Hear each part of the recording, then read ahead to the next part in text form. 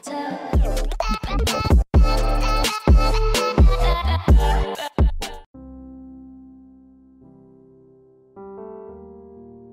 si sa rozhodol usporiadať tento proces v Humennom?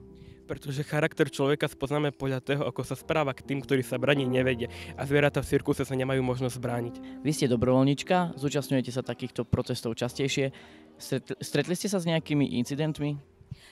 Stretla som sa hlavne s tým, že cirkusanti boli nepríjemní. Urážali nás, párkrát sa nám aj vyhrážali nejakými útokmi, ale nebola som konkrétne pri žiadnom. Takže, a hlavne s obvineniami rôznymi, že im ničíme propagačné materiály a že vlastne sa im snažíme vypustiť zvieratá a podobné hlúposti, ktoré samozrejme nikdy neboli pravda.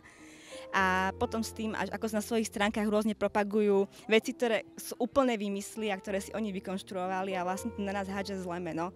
Ale ja to chápem, lebo oni sa snažia obhajovať si svoj biznis a proste asi nemajú inú možnosť, ako takto vymýšľať na nás rôzne veci. Aký odkaz by ste dali ľuďom, ktorí chodia do cirkusu? Že by sa mali nad tým zamyslieť a mali si predstaviť seba na mieste tých zvierat.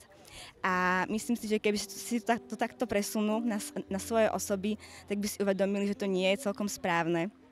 Lebo predsa len v minulosti aj ľudia boli takto rôzne zatváraní a boli zotročovaní a dneska vieme, že to nie je správne a zvieratám sa to stále deje. A je to len pre našu zábavu, pre biznis a sú už rôzne iné možnosti, ako tráviť voľný čas a nie práve v cirkuse.